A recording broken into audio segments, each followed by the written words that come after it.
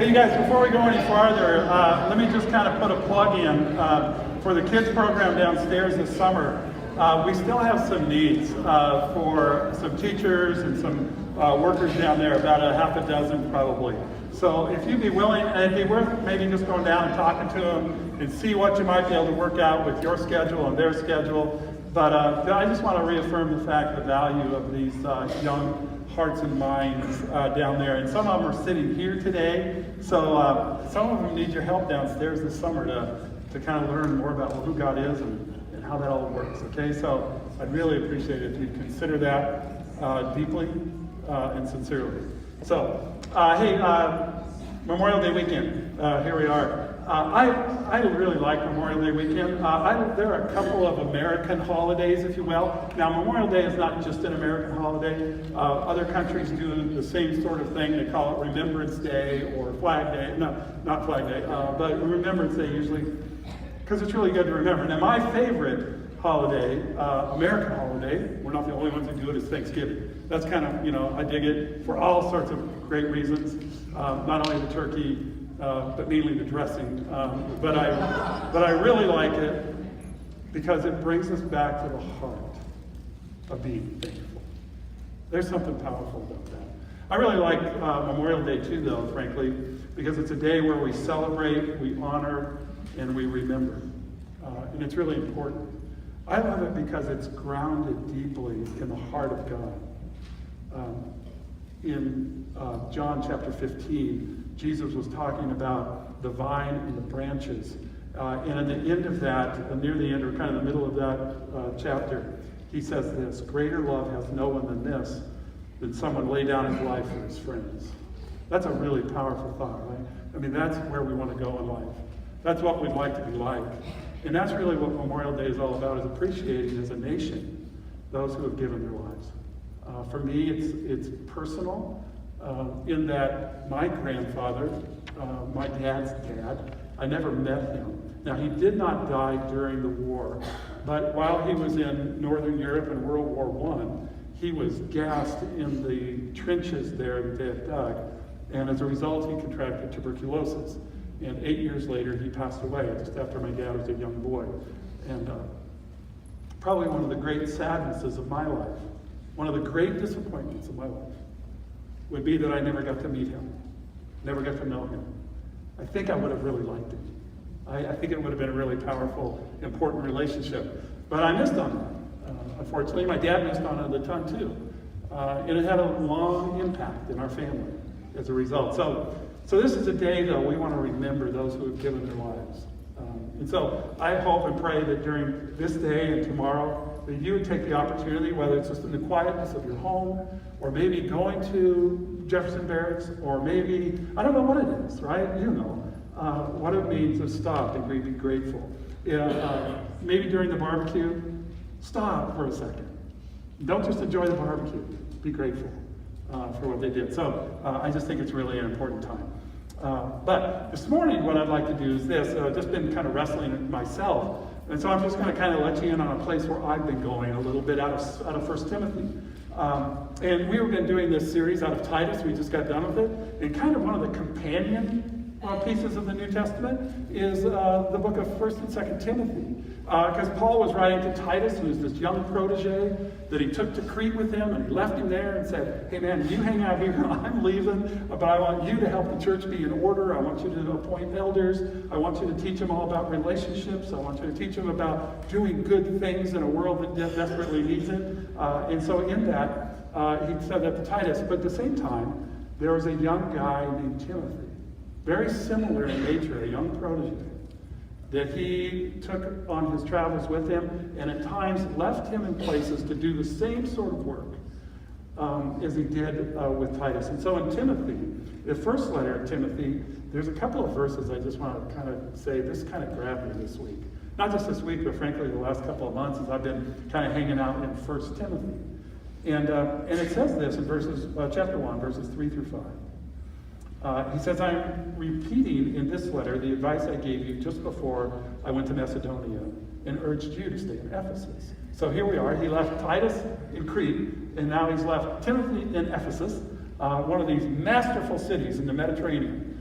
It was an incredible place. And he says, now, I want to repeat some things I already told you, but I need to write it down because repetition is the key to learning, right? And so he says, I need to tell you again because young people tend to forget things.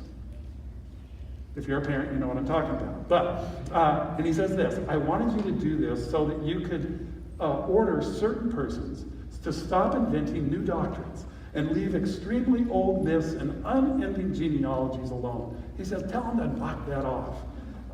They only raise questions and inquiries in men's minds without, and here's the goal, he goes, but it wasn't leading them, or without leading them, to real faith in God.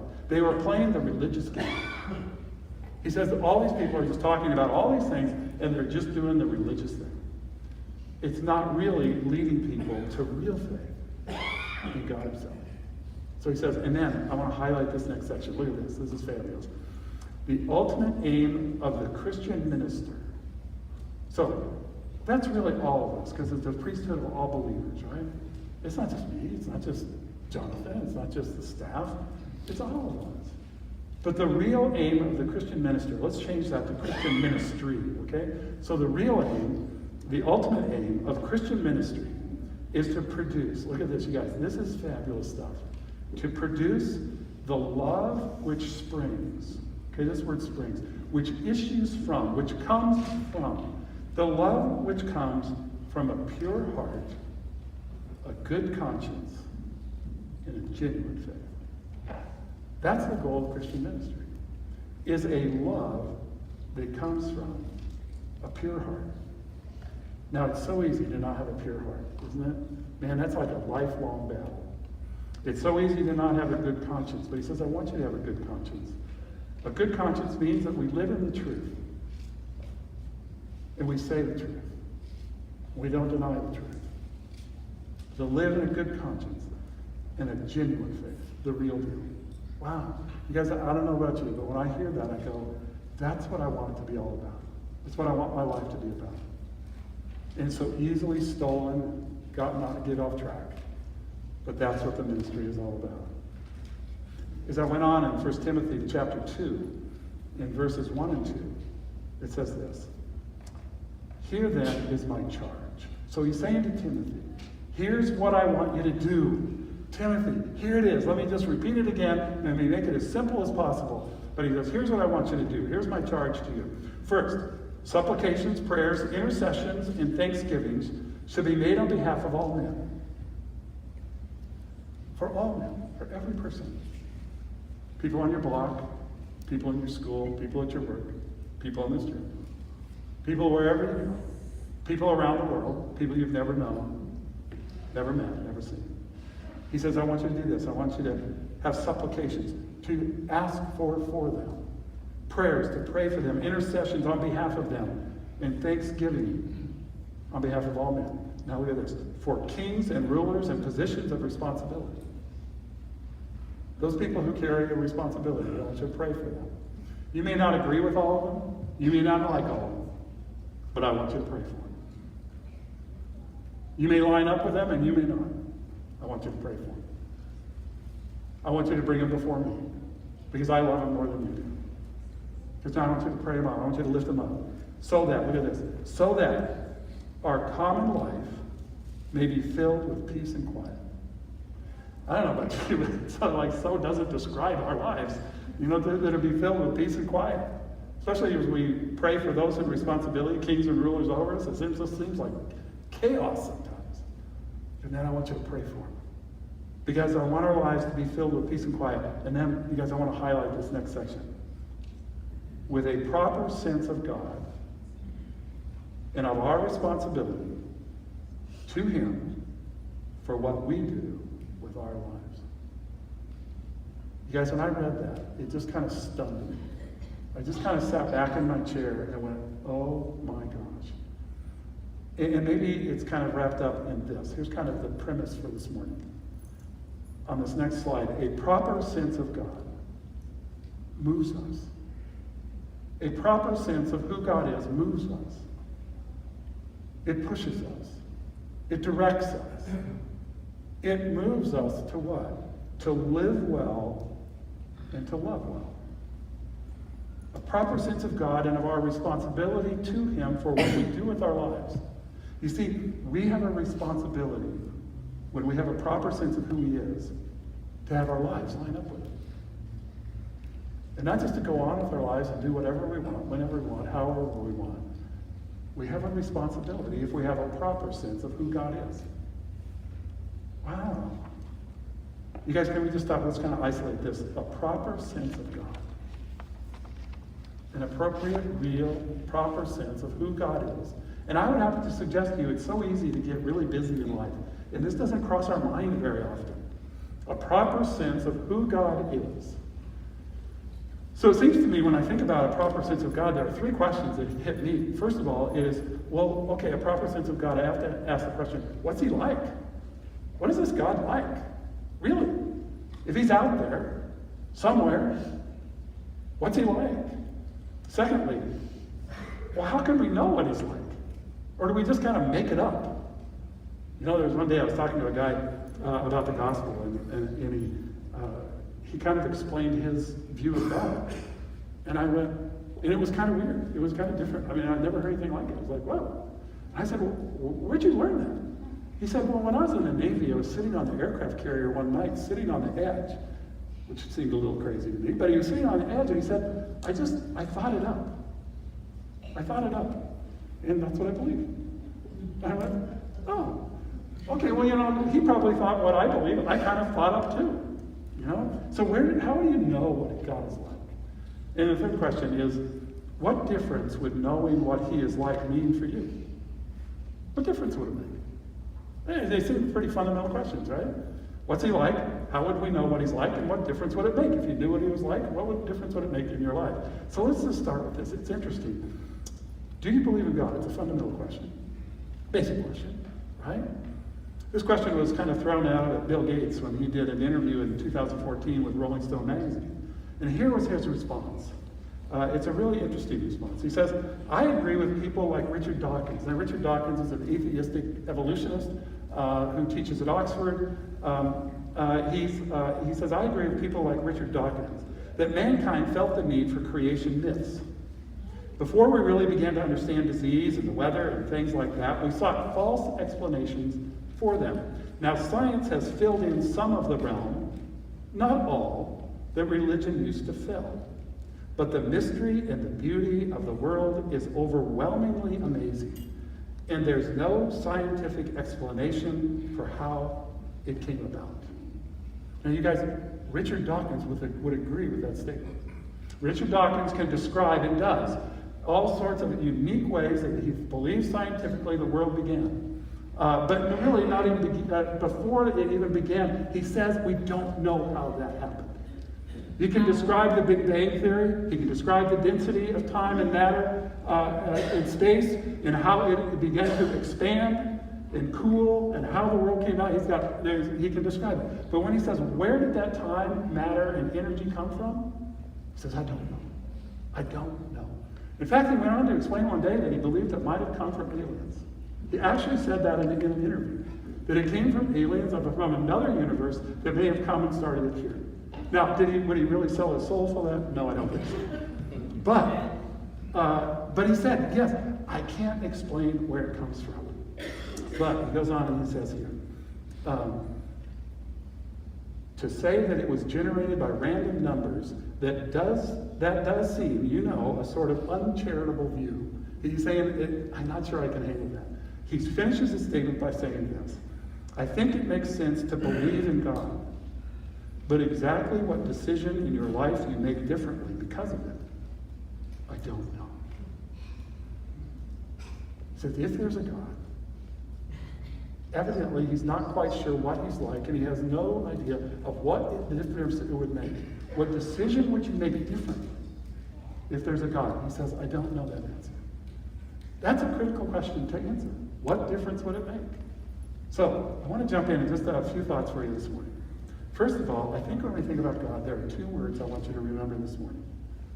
One is that he's infinite. The other is that he's personal, but we'll start with infinite.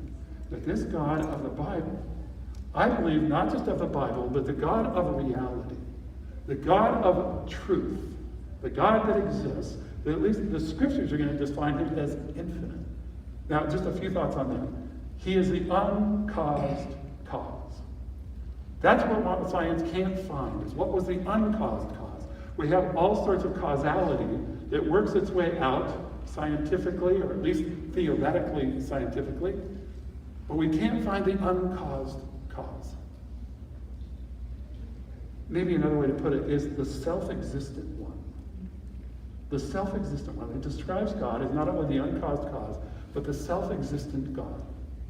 The word we use for that is aseity. Let's highlight it, let's circle it. It's probably not a word you've used very often. It may not be a word you've ever seen before. I was talking to a friend this morning, and he's like, I've never seen that word. What is that word? And so we want to expand your vocabulary by one word this morning. It is aseity. And what aseity means is this. It is whose existence originates from and has no source other than himself. And you guys, so aseity only refers to one entity in the universe, and it's God. None of the rest of us are self-existent.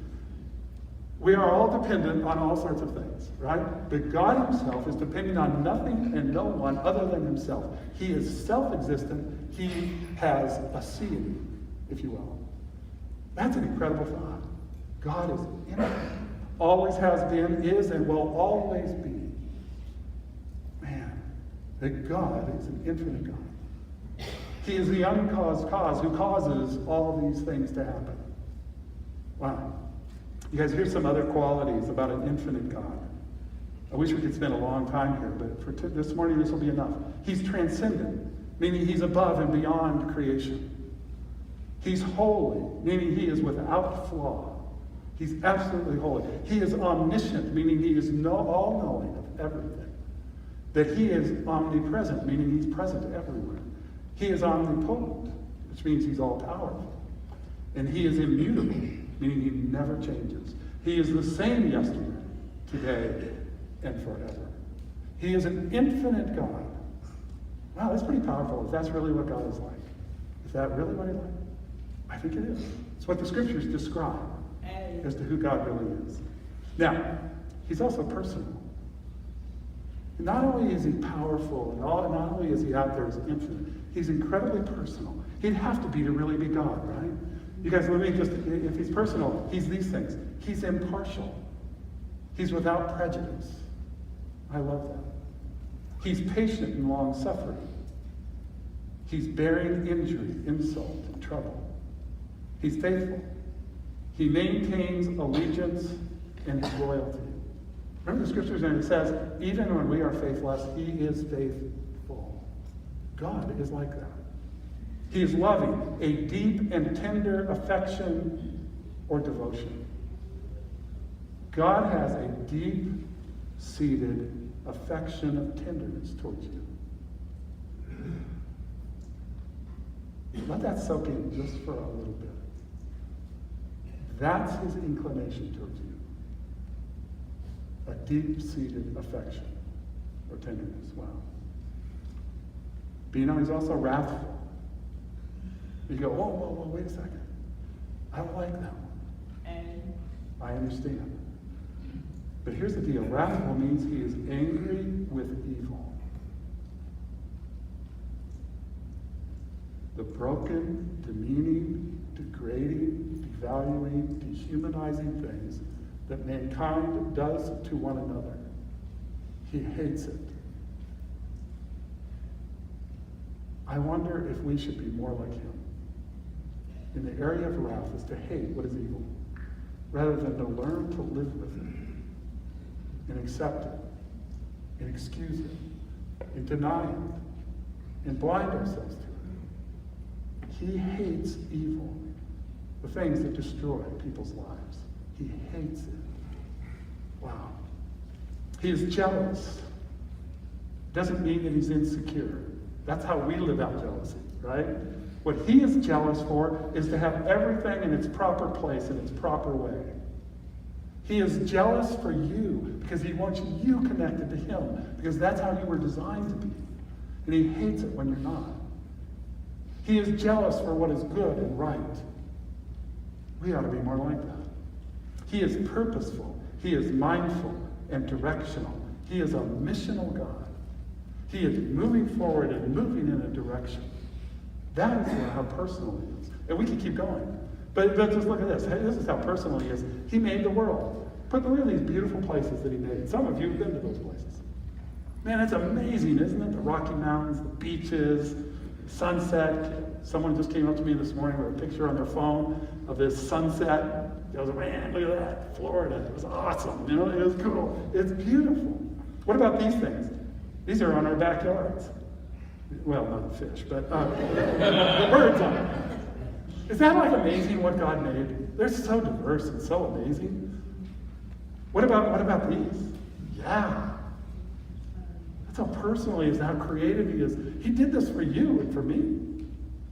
Did you know that? So we can enjoy them? Is that amazing?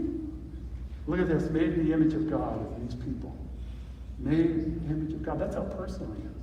Male and female, he created them to be like him, at least in those communicable attributes. Wow. But if he's personal, he's also personal in these. The destruction, the war, that has defined mankind almost from the beginning. And in the midst of it, he's personal, and he meets, and he cares, and he's concerned. In natural disasters, we've gone through them just recently. We're going to have flooding here. God is still in the midst of meeting people in their pain, of a broken world. He's so personal that he hates racism. He hates the tragedies of this world, and he meets us in the midst of that. He hates poverty, and he hates the homelessness, and he hates the abuse that happens among us. This past week I was doing some reading that was really painful.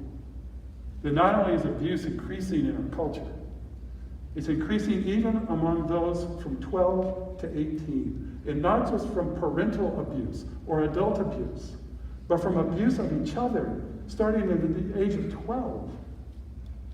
The amount of abuse and hatred and anger that's being expressed happens in our schools and in our neighborhoods. And we don't think about it. It's invisible to us, but it's real. And wow, that's incredible. He hates them. He hates the anger that we live with. But he's so personal, he can meet us in the midst of it. So I think that we find this. He is infinite and he is personal. And in fact, it answers 4 critical questions. One is the origin of the universe, the uncaused cause. The self-existent one who started to put this all together. By his word, he spoke it, and it began to happen. Wow. The origin of first life. We can't explain where it was. We know, that those small molecules. Where did they come from? This infinite and personal God explains where first life comes from. It explains the origin of the human conscience. Science and evolution cannot explain how immaterial functions. You have a conscience. You think about things. You decide. You know when something's wrong and when something's right. Where did that come from? It came from the fact that God is both infinite and personal. And fourth, it comes from the possibility, he explains why there is a possibility of redemption. Isn't that the thing we die for? To be redeemed. To have that which is broken brought together. Isn't that what we need? Where does that come from? I think it comes from God. So let me ask the second question. How can we know what he's like? How can we know what God is like? Well, it seems to me that there is a self-revealing nature of God. God wants us to know what he's like. That's the great thing. God goes, man, I'd love for you to know what I'm like. And look at this, in creation itself. And what I call this is the sanctity of identity. In creation itself, we find identity. Look at this, in Romans 1. It says, for the wrath of God, for his anger towards that which is evil, for the wrath of God is revealed from heaven against all ungodliness and unrighteousness of men. That's what he hates, right? That's his wrath. He's not just sitting around saying, hey, are you guys having a good time? And everybody goes, well, yeah. And he goes, knock it off. That's not God. He hates the ungodliness and unrighteousness that we do to each other, who by their unrighteousness suppress the truth. For what can be known about God is plain to them, because God has shown it to them. Well, he has shown it to us too. Look at this, verse 20. For his invisible attributes, namely his eternal power and his divine nature, have been clearly perceived ever since the creation of the world and the things that have been made. And so we were without excuse. Do you know why it's a great thing to take kids to camp and do it out in nature? Because suddenly they begin to see what God is like. To get them out of the city and out of the chaos and out of the concrete jungle and away from all the technology, and to look up and to look out and go, oh my gosh, that is amazing. Because it begins to reflect what God is like, his eternal power and his divine nature. That's amazing. So he reveals himself, even through creation, as we look around. But he also reveals himself through the Logos. The Logos is his principle. Started really with the Greek philosophers in a sense. But the Logos means order or knowledge, the eternal thought or the Word of God made incarnate in Christ. It is the reality of him. Look at this. In the beginning, this is John 1. It says, in the beginning was the Word. The Logos is the Greek word there. And the Logos was with God, and the Logos was God. Whoa! What happened? It just became personal. He was in the beginning with God. And all things were made through him, and without him not anything made that was made. In him was life, and the life was the light of men. And the light shines in the darkness, and the darkness has not overcome it, and never will. Wow. The Logos, the person of Christ.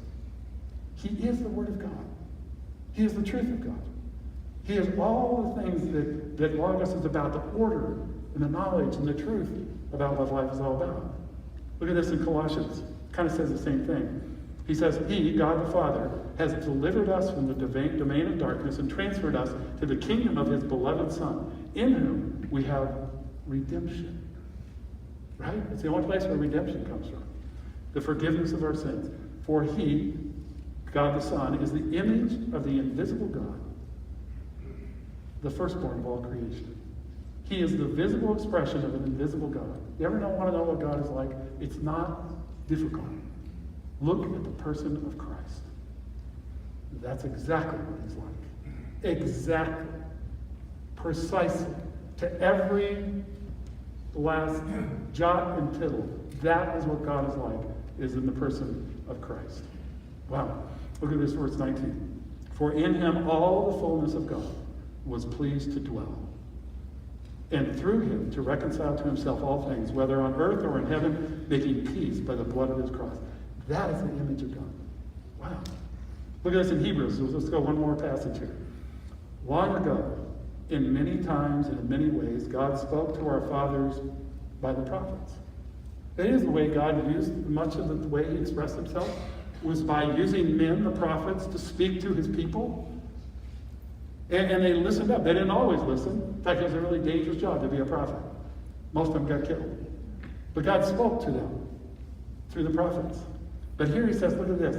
But in these last days he has spoken to us by his Son, whom he appointed the heir, the recipient of all things, through whom also he created the world. It means Jesus was before the world ever began. He's eternal, just like the Father. And just like the Spirit, that the Son was eternal. And the world was created through him. He is the radiance, look at this, he is the radiance of the glory of God and the exact imprint of his nature. And he upholds the universe by the word of his power. Wow. That's an incredible thought. God is a self-revealing God who has shown us not only through creation, but through his Son, exactly what he's like. And if we want to know how to live, we need to have a proper sense of who God is.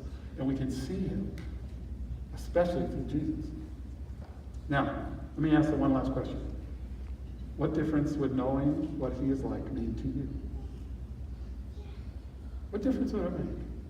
What difference does it make to know that God is infinite? and that God is personal. What difference does it make? What difference does it make to be able to see him in creation and to see him most clearly in the person of Christ? What difference does it make? What do you do with your life as a result? What are you going to do this afternoon? What are you going to do tomorrow? What are you going to do next week? What are you going to do for the rest of your life?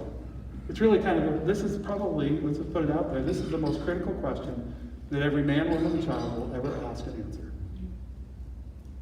You have to answer. You have to ask it, and you have to answer it. At some point, God will call you to account on this question and on the answer that you have. And that I have. Wow. This is the most important one ever. So let me just go back to where I started. A proper sense of God moves us to live well and to love well. Where does it take you? On this Memorial Day, when Jesus said in John 15, no greater love has anyone than this, that he laid down his life for his friends. To say, does your heart say, I want to be like that? And yeah, I fall short, I've messed up, I've done all sorts of stupid things. But God, I want my life to respond to who you are. And I don't want to sit on the edge of an aircraft carrier and make it up for myself. I want you to reveal yourself to me. I want to know what you're like. And I recognize that knowing what you're like means I'm going to have to do something with it. I'm going to have to respond. And to know that, God, you are an infinite and a personal God. And you want me to know you like you know me. I want to know you. So here's my encouragement to us as we celebrate Memorial Day, is that we'd understand the incredible love, the love that God had for us, that he gave himself on the cross and redeemed us through the blood of the cross. That's how much he loved us. Right on. I agree, bro. And for all of us, that we would rejoice in that in an amazing way, to know that a proper sense of God will lead us to live well, to love well. That ought to be the defining qualities of what a church is, of what Christians are like in this culture that is trying to dismiss us more and more. Do not be dismayed, but move forward by living well and loving well because of a proper sense of who God is. Right? So you guys, let's take a moment for you to wrestle with this. Right where you sit, all by yourself. Just wrestle with it. Ask him, what do you have for me? Is that the God that I know? If it's not the God I know, I need to get to know you better. And have it move me to live well and to love well. You guys spend a moment by yourself, just pray. I'll close this here in a minute.